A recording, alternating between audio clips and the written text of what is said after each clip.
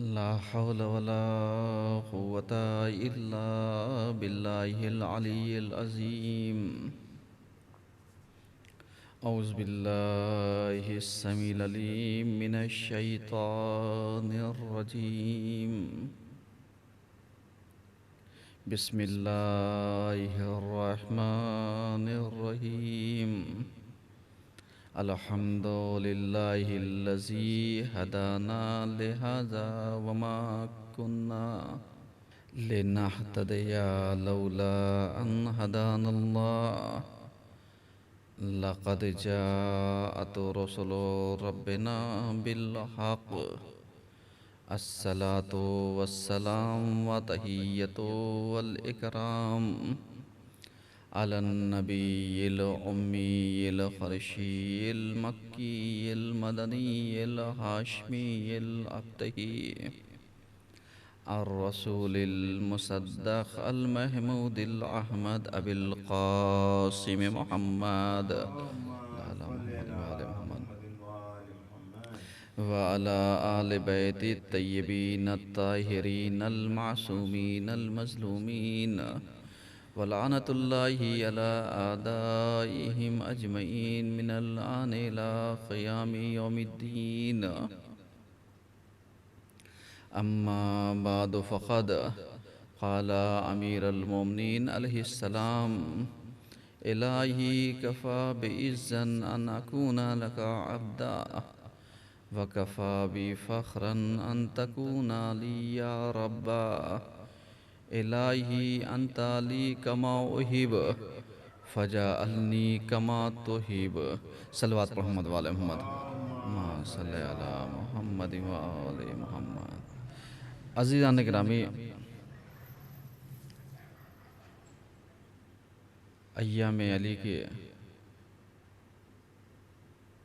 جو مجالسیں چل رہی ہیں، 3 روزہ مجالس، آج اس کی یہ دوسری مجلس ہے،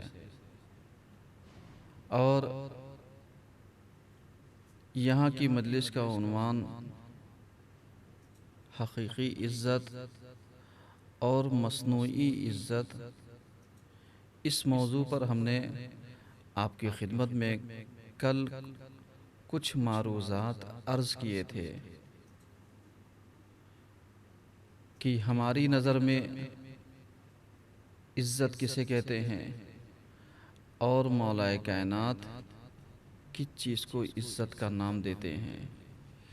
کیونکہ سربلندی، سرفرازی، کامیابی اور بلندی کسے کہتے ہیں، ہمیں اس کو جاننا چاہیے. اور حقیقت میں جو اس کا مفہوم ہے، معصومین کی نظر میں، قرآن کی نظر میں، عرف عام میں، اور اس سے جو ہم برداشت کرتے ہیں، نتیجہ گیری کرتے ہیں، نتیجہ اخذ کرتے ہیں، اس سے مراد کیا ہے. کیونکہ ہم نے کل آپ کی خدمت میں عرض کیا تھا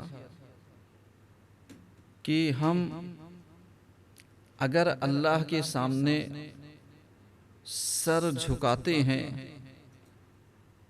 تو خلوص اس وقت پیدا ہوتا ہے جب ہمیں چوٹ پہنچی ہوتی ہے، جب ہم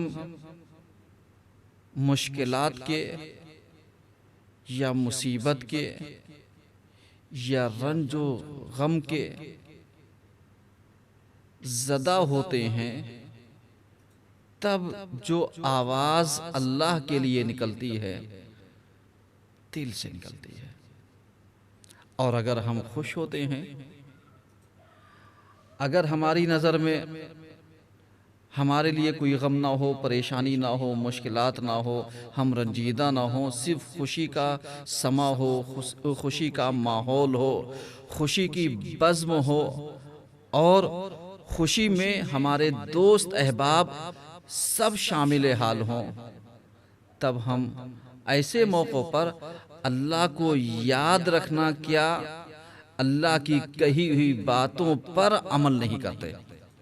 مثلا ابھی کسی کے یہاں خوشی کا موقع ہو تو وہ یہ بھول جائے گا کہ خوشی کے موقع پر گانا بجانا حرام ہے.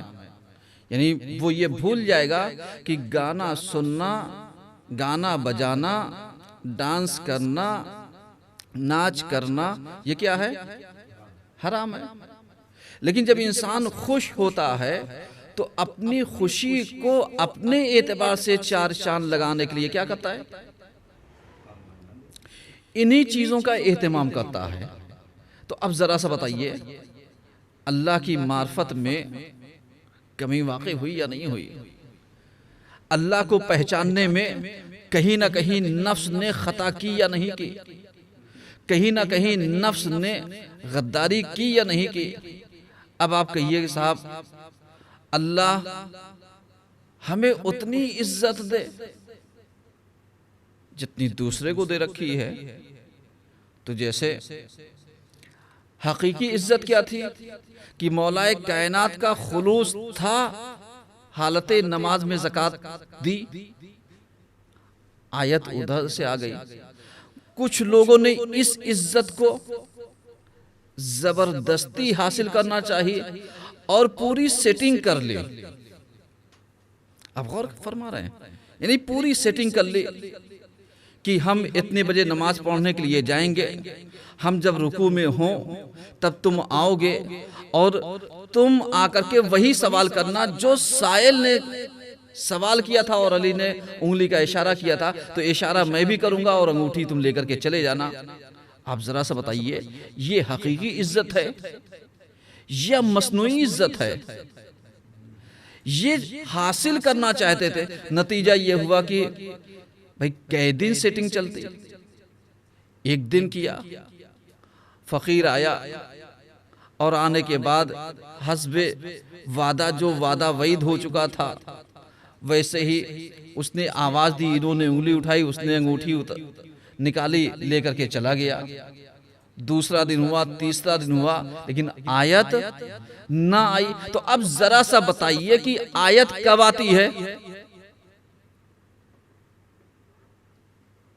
اللہ کسی عمل کو اگر بہترین جزا کی صورت میں پیش کرنا چاہتا ہے تو کیسے؟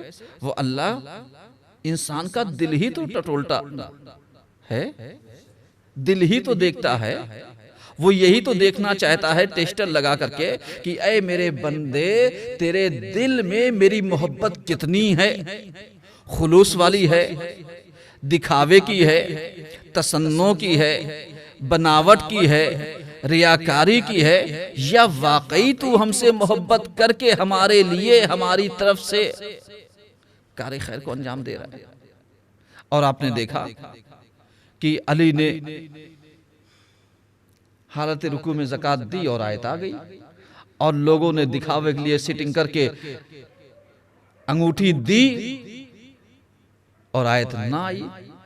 اب جب نہ آئی تو آپ جانتے ہیں جو لوگ یعنی سیاست کرنا جانتے ہیں، جو لوگ پولیٹک کرنا جانتے ہیں، وہ جانتے ہیں جب ان کا بس نہیں چلتا ہے تو جو حقیقتوں کا پروردہ ہوتا ہے اس کے خلاف آواز اٹھانا، انگلی اٹھانا شروع کر دیتے ہیں. کارے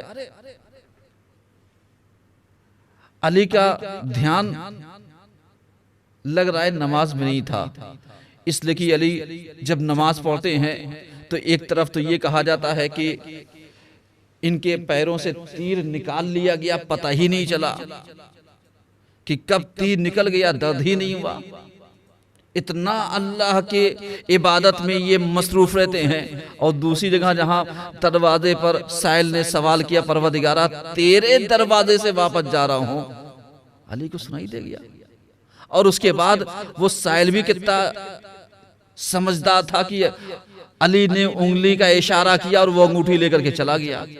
کہا دیکھا اس کا مطلب ان کی بھی پہلے سے سیٹنگ نہیں ہوگی. اب ایمانداری سے بتائیے ہمیشہ وہ افراد کی جو ان کرداروں کے مالک ہوتے ہیں جن کا کردار مشکوک ہوتا ہے، جب وہ اپنے مشن میں کامیاب نہیں ہو پاتے تو جو کامیاب شدہ شخص ہوتا ہے اس کے کردار کو بھی اپنے برابر لا کر کے ناپنا چاہتے ہیں، کیونکہ کردار کی بلندیوں تک تو نہیں پہنچ سکتے، لیکن کسی کو اپنے برابر لا کر کے رکھیں گے تاکہ یہ بتا سکے کہ جیسے ان کی عزت ہے ویسے ہی میری بھی عزت ہے، جبکہ حقیقت یہ ہے کہ حقیقی عزت دینے والا کوئی اور ہوتا ہے، مصنوعی عزت پانے والا کوئی اور ہوتا ہے۔ ایک صلوات پڑھیے سب مل کر محمد وعلی محمد۔ غور فرما رہے ہیں؟ یعنی یہ چیزیں کیا ہیں؟ یہ چیزیں دیکھنے کی ہیں، سمجھنے کی ہیں۔ آج سمجھنے کا مقام ہے۔ اب ایمانداری سے بتائیے، قاسم سلیمانی جیسا فرد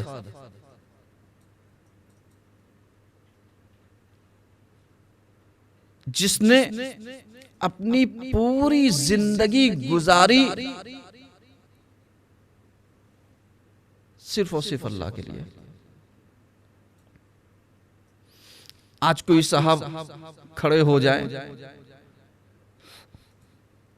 اور دعویٰ کرنے لگے جیسے قاسم سلیمانی ہو سکتے ہیں ویسے میں بھی ہو سکتا ہوں، بالکل ہو سکتے ہیں۔ جائیے بن کر کے تو دکھائیے، جائیے کوشش کر کے تو دکھائیے، جائیے عملی میدان میں اور عملی فیلڈ میں اتر کر کے دکھائیے۔ غور فرما رہے ہیں؟ جیسے کوئی بے وقوف انسان کسی ادھیکاری کو، کسی بڑے کو یہ دیکھ کر کے کہے کہا صاحب جیسے یہ فون کر دیتے ہیں کام ہو جاتا ہے، میں بھی فون کر دوں گا کام ہو جائے گا، تو ایمانداری سے بتائیے سامنے والا کیا کہے گا؟ سامنے والا یہی کہے گا تمہاری عقل کتنی سی ہے۔ بھئی وہ جو فون کر رہا ہے اس کا مقام اور اس کا رتبہ الگ ہے، اور جو تم برابری کر رہے ہو تمہاری جائگہ اور تمہاری منزلت الگ ہے۔ اب اگر یہ دو کیریکٹر میں یہ دیکھا جائے کہ صاحب کام ہونے کا مطلب یہ ہے کہ فون کرنا، جیسے وہ فون کر سکتے ہیں ویسے میں بھی فون کر سکتا ہوں، تو اب تم یہ بھول گئے کہ کہیں ایسا تو نہیں کہ صرف تم نے یہ سمجھ رکھا ہے کہ فون کر دینے سے کام ہو جاتا ہے۔ تو اگر ایسے ہی ہر ایرا غیرہ فون کر لیتا تو آج دنیا کا کوئی کام رک سکتا تھا؟ کبھی نہ رکتا، انجام پاتا۔ لیکن رک جانا اس بات کی دلیل ہے کہ تمہاری نظر میں صرف فون کرنا ہے، جبکہ اللہ کی نظر میں ایک رتبہ بھی دیکھنا ہے۔ ورنہ آپ ایمانداری سے بتائیے، اللہ نے بہت آسانی سے مرضی بیچ دی، بیچی نہیں بیچی؟ کیسے بیچی؟ آپ کہیں گے صاحب ہجرت کے موقع پر پیغمبر کے بستر پر علی سو گئے اور سونے کا نتیجہ یہ نکلا کہ اللہ نے ان کو اس سونے کے بدلے مرضی بیچ دی۔ اب بہت سارے لوگ آ کر کے دعویٰ کرے کہا صاحب اگر پیغمبر کے بستر پر سو جانے سے اللہ کی مرضی مل سکتی ہے تو اس سے زیادہ تو پیغمبر کے رشتہ دار جو زوجات کی صورت میں تھی اس سے زیادہ ان کے بستر پر تھی۔ آیتیں کیوں نہیں آئی؟ خدا کی مرضی کیوں نہیں آئی؟ خدا کی طرف سے یہ چیزیں کیوں نہیں آئی؟ تو اب پتا چلا کہ اللہ کے یہاں خالی انجام فعل کا نام حقیقی عزت نہیں ہے، بلکہ اللہ دیکھنا یہ چاہتا ہے کہ تم سو رہے ہو تو کس نیت سے، اور تم اگر جاگ رہے ہو تو کس نیت سے۔ تو یہاں پر علی کا سو جانا صرف اتنا سے سوال کے بعد تھا کہ یا رسول اللہ میرے سونے سے آپ کی جان بچ سکتی ہے، تو اب یہاں پر یہ نہیں کہا کہ اگر میں سو جاؤں گا تو میں مارا جاؤں تو مارا جاؤں، آپ بچ جائیے گا۔ اور اگر ایسے پتا چل جائے کہ صاحب اگر قتل ہونا ہی ہے تو انسان کہے گا بھیا ابھی رہنے تو میں 1 گھنٹے بعد آ جاؤں۔ جیسے آپ دیکھیے بہت سے شاطر اور چالاک لوگ کیا ہوتے ہیں، جب ان کو تھوڑی سی بھنک لگ جاتی ہے کہ خطرہ ہے تو اپنے وعدے سے آدھا گھنٹہ 1 گھنٹہ 2 گھنٹہ شیڈول چینج ہو جاتا ہے۔ اس کا مطلب کیا ہوا؟ اس کا مطلب یہ ہو گیا کہ یہ ڈر گئے، لیکن علی عین موقع پر اللہ کے رضا کے لیے، اللہ کے لیے اس یقین کے ساتھ سو گئے کہ اگر میرے سونے سے پیغمبر کی جان بچ سکتی ہے تو پیغمبر بچ جائیں ولو میں ختم ہو جاؤں۔ تو اب جہاں پر علی نے یہ جذبہ پیدا کر لیا تو اب ان کا سونا جو تھا اللہ نے اس کو اپنی مرضی کیا کر دی؟ بیچ دی، عطا کر دی۔ تو اب پتا چلا کہ اب کوئی چاہے جتنا پیغمبر کے بستر پر سوتا رہے لیکن اس کا سونا علی کے سونے کے برابر نہیں ہو سکتا ہے۔ ایک صلوات پڑھیے سب مل کر کے۔ تو اب سمجھ میں آ رہا ہے کہ حقیقی عزت کسے کہتے ہیں اور مصنوعی عزت کسے کہتے ہیں۔ اس کے بعد آپ دیکھیے، جیسے مولا کائنات کو زہرا جیسی زوجہ ملی، صحیح ہے، یہ شرف ہے۔ کچھ لوگوں نے زبردستی نسبت جوڑ لی، صاحب پیغمبر کی بیٹی ہمارے یہاں بھی آ گئی۔ تاریخ میں ذوالنورین ملتا ہے کہ اللہ کے حبیب نے اپنے ایک صحابی کو ایک بیٹی نہیں دو بیٹیاں دیں۔ سمجھ رہے ہیں؟ مطلب یہ تاریخ میں پایا ہے، جن کو ذوالنورین کہا جاتا ہے، یعنی یہ دو نور والا۔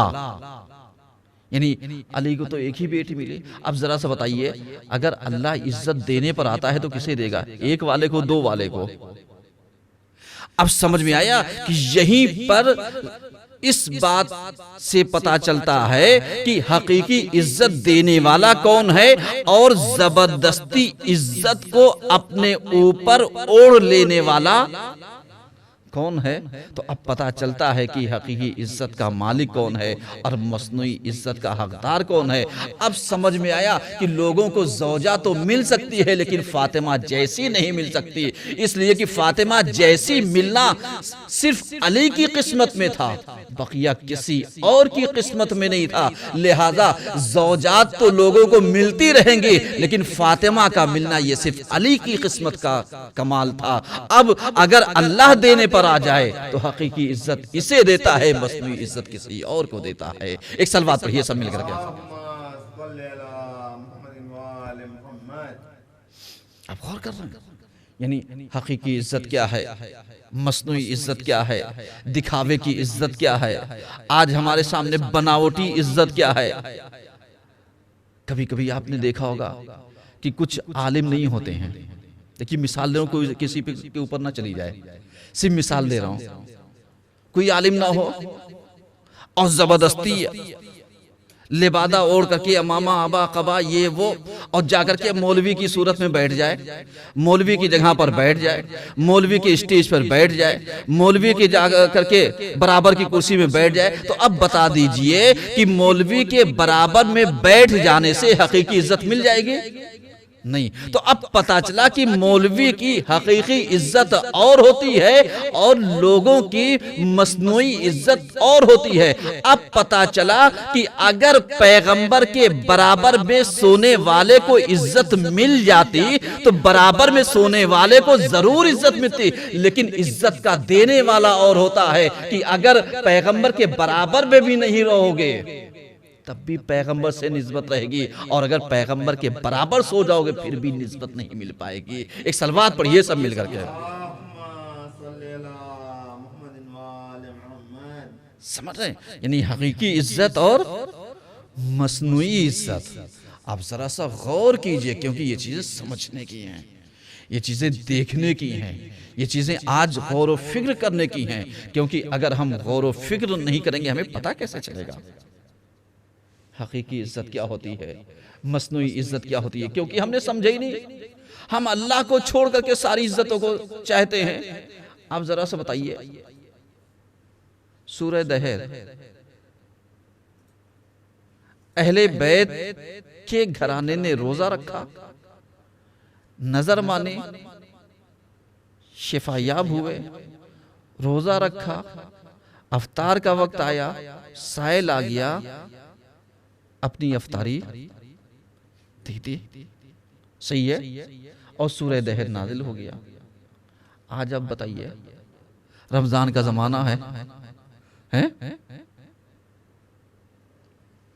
کوئی صاحب دکھاوے کے لیے سیٹنگ کر لیں، آپ غور کیجئے ذرا، سیٹنگ کر لیں، کہا بھائی کرونا وائرس جیسے حالات چل رہے ہیں، مہاماری چل رہی ہے، ہم اللہ سے دعا کرتے ہیں پروردگار اگر میرا بیٹا شفایاب، ایک مثال دے رہا ہوں، میرا بیٹا شفایاب ہو گیا تو میں 3 روزے رکھوں گا، اور سیٹنگ کر لی بیٹا صحتیاب ہو گیا۔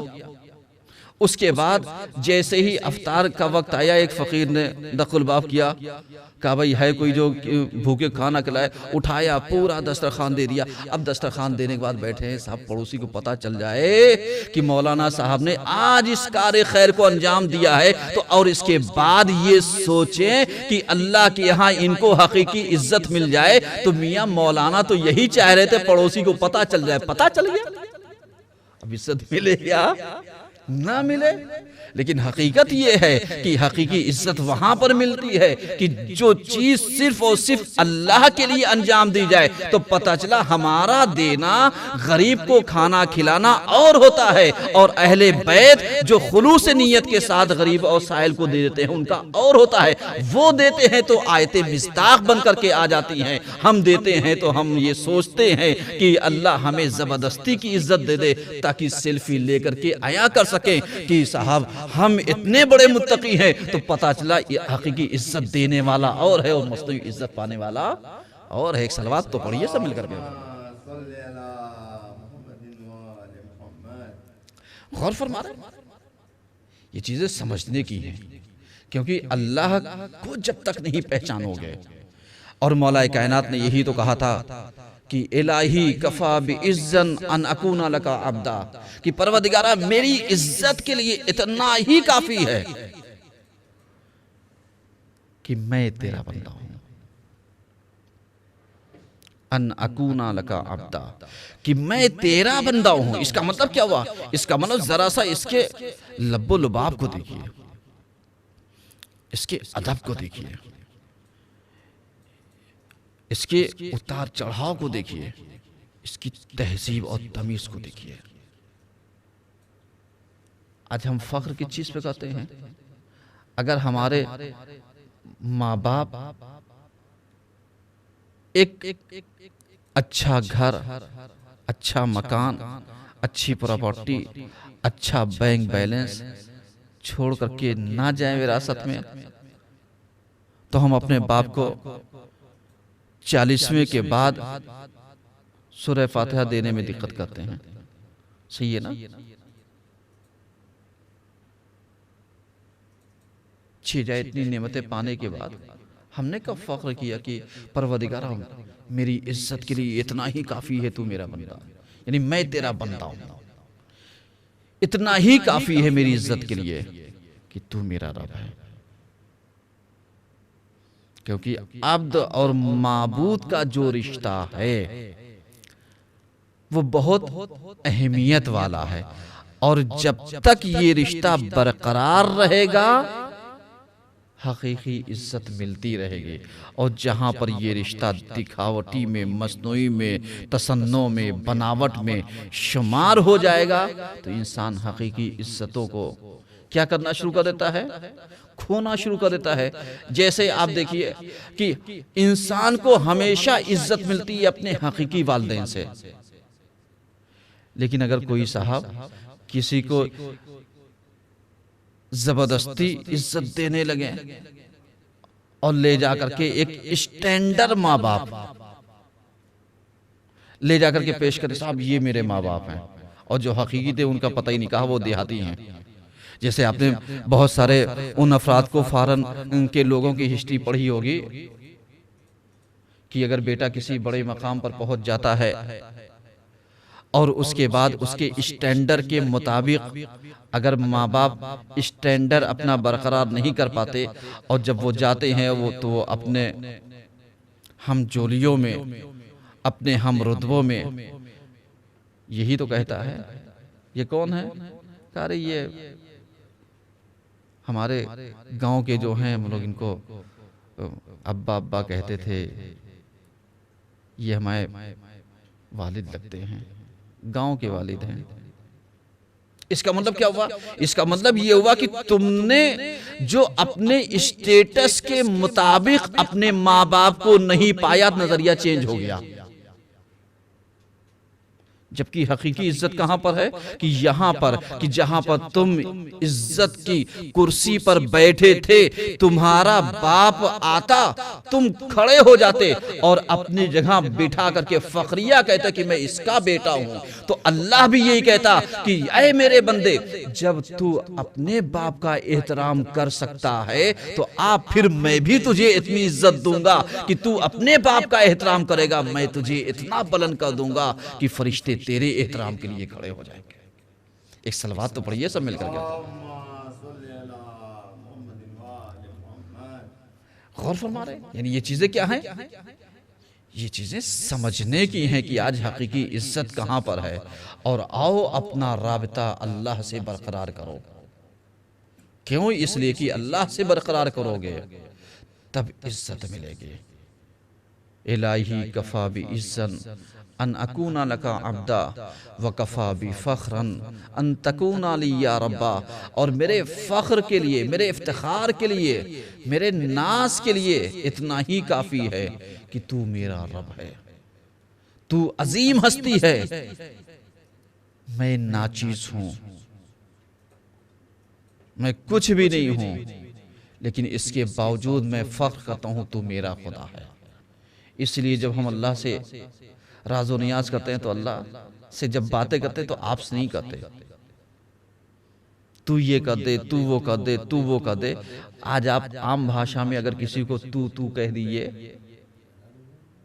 تو آپ دیکھیے وہ سوچے کہ میری توہین کر رہے ہیں، لیکن کیا کہنا پروردگار کا رشتہ بھی کتنا عجیب ہے کہ اگر اس سے آپ اور جناب سے بات کیجئے تو فاصلہ رہ جاتا ہے، اور اگر ہمارے ہاں آپ اور جناب سے باتیں کیجئے تو ہم اور نزدیک چلے آتے ہیں۔ یہ کہتے ہیں صاحب یہ بہت عزت دار ہیں، یہ بہت یعنی احترام والے ہیں، لائق ہیں، تحسین کے حقدار ہیں، کیونکہ یہ آپ اور جناب تہذیب و تمیز سے بات کر رہے ہیں۔ لیکن اگر اسی آپ جناب سے ہم اللہ سے کہیں پروردگارہ آپ ایسا کر لیجئے گا، پروردگارہ جناب ایسا کر لیجئے گا، تو اللہ کیا کہے گا؟ اللہ کہے گا یہ بھی فاصلہ ہٹاؤ، اس لیے کہ جب تم آ کر کے آپ جناب سے بات کرو گے ایسے لگے گا جیسے پردے کے پیچھے سے باتیں کر رہے ہو۔ ہم چاہتے ہیں وہ بھی پردہ ہٹ جائے، آؤ تم ایسے باتیں کرو پروردگارہ تجھ سے یہ چاہیے، تم یہ ہو، تجھ سے یہ چاہیے، تو میری مدد کر، تو میری مشکلات کو دور کر دے، تو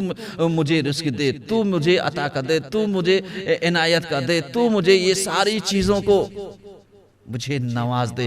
اب جب تو کر کے باتیں کرے گا تو اب اللہ کو برا نہیں لگے گا، بلکہ اللہ فخریہ یہی کہے گا اے میرے بندوں، اے میرے فرشتوں، آ کر کے تم دیکھو اس بندے کو کہ اس کے درمیان اور میرے درمیان کوئی فاصلہ نہیں رہ گیا ہے۔ اور یہی وجہ ہے کہ جو آخری بات کہہ رہا ہوں، اہل بیت ہوتے ہیں یہ وسیلہ اور واسطہ ہوتے ہیں۔ کبھی غور کیجئے گا، ہم جب مصلی پر بیٹھتے ہیں کچھ دیر کے لیے تھک جاتے ہیں، تھکتے نہیں تھکتے، تھک جاتے ہیں، اور اگر ہم یہی حرم چلے جائیں، کربلا چلے جائیں، اپنے ائمہ کے جو متبرکہ جگہیں ہیں، متبرک جگہیں ہیں، چاہے وہ حرم کی صورت میں ہو، روضے کی صورت میں ہو، ہم جب وہاں پر بیٹھتے ہیں تو کتنی دیر بیٹھ جائیں تھکن نہیں ہوتی۔ اس کا مطلب کیا ہوا؟ اس کا مطلب کہیں نہ کہیں اللہ کے ہاں جب ہم زیادہ دیر مصلی پر بیٹھتے ہیں تو تھکن کا احساس ہوتا ہے، لیکن جب ہم اہل بیت کے پاس بیٹھتے ہیں ایسے لگتا ہے یہ ہماری بات سن رہے ہیں، یہ ہمارے دوست ہیں، یہ ہمارے فرینڈ ہیں، یہ ہمارے ماں باپ ہیں، ان کا رشتہ اتنا نزدیک ہے کہ ان کو جس رشتوں میں چاہو تم استعمال کر لو۔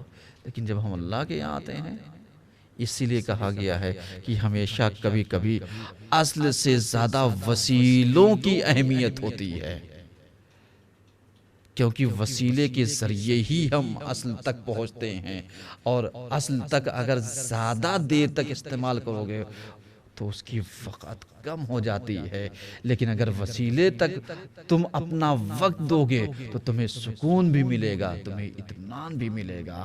اور یہی وجہ ہے کہ جب ہم ذکر اہل بیت کرتے ہیں تو ہمیں سکون زیادہ ملتا ہے۔ کیوں؟ اس لیے کہ یہ وسیلے ہیں، حقیقی عزت ان کے یہاں پائی جاتی ہے۔ یہی وجہ ہے کہ ان کو اللہ نے اپنی مرضی عطا کر دی ہے۔ وَمَا تَشَاءُونَ إِلَّا أَن يَشَاءَ اللَّهُ، یہ تو کچھ ایسا سوچتے بھی نہیں مگر یہ کہ جو خدا سوچتا ہو۔ اب اتنی چیزیں ہو جائیں تو جس کے اندر مظہر صفات اور صفات جمال ہو یا جلال ہو، جس کے اندر یہ خوبیاں آ جاتی ہیں۔ کبھی کبھی آپ دیکھیے ہم ڈائریکٹ سورج کو نہیں دیکھ پاتے، لیکن اگر سورج کے سامنے آئینے کو کر کے اس کی روشنی کی جھلک کسی طرف دیواروں کے اوپر ڈالیں تو ہم اس روشنی کو آسانی سے دیکھ پاتے ہیں۔ تو اہل بیت ہوئے مظہر صفات مظہر خدا کے، چاہے وہ جلال ہو یا جمال ہو، جب ان سے وہ چھن کر کے آتا ہے تو اللہ ہمیں بہتر طریقے سے سمجھ میں آتا ہے، کیونکہ جس خدا کو ہم ڈائریکٹ نہیں دیکھ سکتے ہیں وہ ان کے ذریعے محسوس کر سکتے ہیں۔ یہی وجہ تھی کہ جب جناب موسیٰ کی قوم نے ڈائریکٹ دیکھنا چاہا تھا تو وہ جل کر کے راکھ ہو گئی تھی، اور جب ہم نے وسیلے کے ذریعے دیکھنا چاہا تو وسیلے کو بھی پا لیا، خدا کو بھی پا لیا۔ ایک صلوات پڑھیے سب مل کر کے۔ میں نے اپنے بیان کو سمیٹ دیا، بس آج کے لیے اتنا ہی کافی ہے۔ لیکن آپ جانتے ہیں کہ انہی وسیلوں میں سے ایک وسیلہ مولا علی کا ہے۔ ہم ہر موقع پر جب پریشان ہوتے ہیں، گرتے ہیں، ذرا سا لڑکھڑاتے ہیں، ذرا سی ٹھوکر لگتی ہے، ہم کہتے ہیں یا علی مدد، کہتے ہیں نا۔ لیکن آج کہوں گا علی کو نہ پکاریے گا، کیونکہ جس علی کو تم پکار رہے ہو، جس علی کو تم بلا رہے ہو، وہ علی ضربت کا شکار ہو چکا ہے، اس کا سر شگافتہ ہو چکا ہے، اس کے سر کے اوپر ضربت لگی ہوئی ہے، اور وہ اپنی بیٹی کے گھر پر آرام فرما رہا ہے۔ اللہ اکبر۔ آج آپ جانتے ہیں، بس 2-4 منٹ مصائب کے پڑھوں گا، اگر محسوس کر سکتے ہیں تو محسوس کر لیجئے گا، اور اپنے دل میں اگر احساس جگے تو دعاؤں میں ضرور یاد رکھیے گا۔ کیوں؟ اس لیے کہ ایک بیٹی کے گھر باپ جو ہے وہ آرام کر رہا ہے، اور وہ بھی اس عالم میں کہ آپ اندازہ لگائیے کہ جہاں پر بیٹیاں موجود ہوں، خدا نہ کرے، میں کہوں گا پھر خدا نہ کرے کوئی بیٹی اپنے باپ کو زخمی حالت میں دیکھے، اس لیے کہ جن کو اللہ نے بیٹیاں نواز رکھی ہیں وہ اللہ کی نعمتوں کا شکریہ ادا کریں، اس لیے کہ بیٹی جیسی نعمت ہر کسی کو نصیب نہیں ہوتی ہے۔ اس لیے کہ سب سے زیادہ جو باپ کے دکھ اور درد کو محسوس کرتی ہے، اس محسوس کرنے والی ذات کا نام بیٹی ہوتا ہے۔ اور یہی وجہ ہے کہ جتنا زینب و ام کلثوم باپ کے زخمی ہونے کی وجہ سے پریشان تھی، آپ اندازہ نہیں لگا سکتے ہیں، اور یہی وجہ تھی کہ علی کو جتنا زینب و ام کلثوم کے پردے کا خیال تھا، کسی اور کو اتنا خیال نہیں تھا۔ یہی وجہ تھی کہ علی نے اپنے چاہنے والوں سے یہی کہا تھا کہ اب علی کو یہاں سے رخصت کر کے تم لوگ واپس چلے جاؤ، اس لیے کہ جب علی کو اس عالم میں بیٹیاں دیکھیں گے تو ان سے برداشت نہیں ہوگا۔ آپ سمجھتے ہیں جناب زینب کون ہے؟ زینب وہ ہیں کہ جو سمجھدار ہو چکی تھی۔ کتنی سمجھدار تھیں؟ اتنی سمجھدار تھیں کہ باپ کی ہر بات سمجھتی تھیں، ہر چیز کو محسوس کرتی تھیں، اور اس کے علاوہ حسن اور حسین سب کے لیے ایک ماں جیسی شفقت رکھتی تھیں، کیونکہ فاطمہ کے جانے کے بعد اگر بھائیوں کا خیال اچھے سے رکھا ہے تو اس ذات کا نام جناب زینب ہے، وہ بہن ہے۔ اور یہی وجہ ہے، آپ جانتے ہیں کہ عجیب سوال میں آپ کے سامنے پیش کر رہا ہوں، جو سائل نے ہمارے چوتھے امام سے سوال کر لیا تھا اور کہا تھا، مولا آپ اتنا بتائیے کہ آپ کے باپ کی مصیبت زیادہ پریشان کن تھی یا آپ کے دادا کی پریشانی زیادہ بڑی تھی؟ آپ اندازہ نہیں لگا سکتے، آپ ذرا سا یہی سوچئے گا، مزمحل ہو گئے نا، آپ پریشان ہو گئے نا، آپ ذرا سا سوچنے لگے نا کہ کس کی پریشانی زیادہ ہے۔ اس لیے کہ سید سجاد کے باپ نے قربانی دی ہے، سب کچھ دیا ہے، سب کچھ برداشت کیا ہے، اس کے باوجود آپ جانتے ہیں سید سجاد نے کیا جواب دیا؟ سید سجاد نے جواب دیا، میرے بابا کی پریشانی چھوٹی ہے، میرے دادا کی پریشانی بڑی ہے۔ ایک سائل تڑپ گیا اور تڑپنے کے بعد کہتا ہے، اے مولا آپ نے عجیب کشمکش میں ڈال دیا، اب ذرا سا مجھے سمجھائیے کہ آپ کے بابا کی پریشانی کیسے چھوٹی ہے اور آپ کے دادا کی پریشانی کیسے بڑی ہے؟ تو آپ جانتے ہیں سید سجاد نے کیا کہا؟ سید سجاد نے اتنا کہا تجھے پتا ہے جب تک میرا باپ زندہ تھا، ارے میری ماؤں اور بہنوں پر کوئی آنچ نہیں آ پائی تھی، لیکن ہائے رے میرا دادا، ارے اس کے سامنے سیدہ کے رخساروں پر تماچے مارے گئے ہیں، اس کے سامنے ارے میری دادی کی پسلیاں توڑ دی گئی ہیں، اس کو در و دیوار کے بیچ میں لایا گیا ہے۔ اب تو ذرا سا بتا، ارے میرے دادا کی پریشانی زیادہ بڑی ہے یا میرے بابا کی پریشانی زیادہ بڑی ہے؟ ایک مرتبہ سائل نے سر کو جھکایا، کہا مولا آپ سچ کہتے ہیں، ارے آپ کے دادا کی پریشانی زیادہ بڑی ہے۔ ہاں، اب اس کے بعد آپ کہیں گے کہ آپ بتائیے کیا مولا کے سامنے، میرے بابا کے سامنے ارے کسی کی مجال تھی کہ جو ریسمان ظلم گلے میں ڈال دیتا؟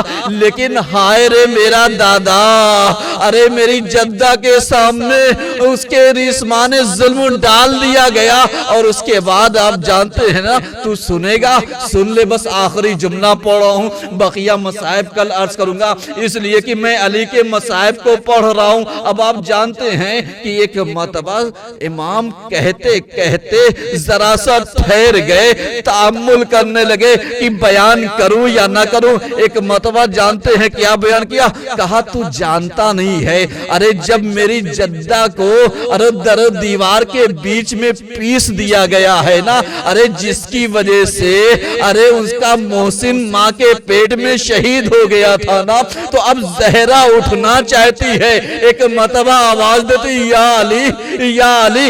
ایک مرتبہ اب زہرا نے جیسے ہی طاقت لگا کر کے اٹھنا چاہا، اپنے ہاتھوں کو بلند کیا، ارے کچھ کہنا ہی چاہتی تھی، علی نے ہاتھوں کو شاید جوڑ دیا ہو، اے فاطمہ ارے تم کچھ نہ کرنا، اس لیے کہ بد دعا کر دی تو عذاب آ جائے گا۔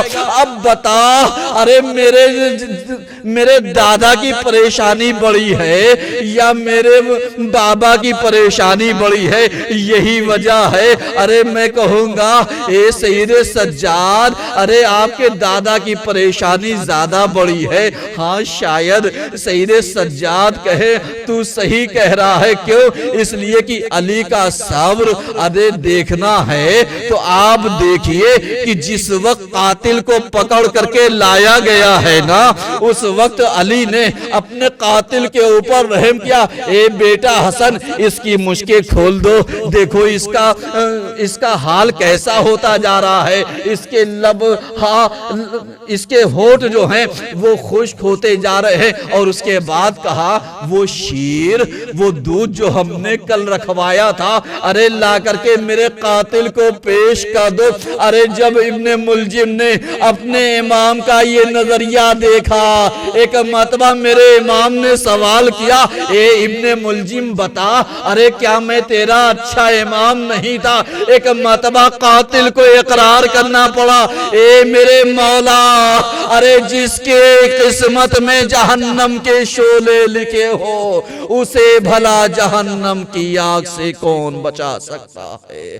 وَسَيَعْلَمُ الَّذِينَ ظَلَمُوا أَيَّ مُنْقَلِبٍ يَنْقَلِبُونَ الہی بحق زہرا و فاطمہ وابیہا وبالہا وبنوہا۔ پروردگارہ ہماری اس قلیل سی عبادت قبول فرما لینا، پروردگارہ ہماری ان ناسوں کو رومال سیدہ میں جگہیں نہ فرما دینا، پروردگارہ جتنے بھی مومنین مومنات موجود ہیں یا وہ لوگ کی جو آن لائن دیکھ رہے ہیں، پروردگارہ ان سب کو تمام آفات، بلیات، مصیبات، پریشانیوں سے، مہاماری سے، دشمن کی سازش، منصوبہ بندیوں سے محفوظ فرما دینا۔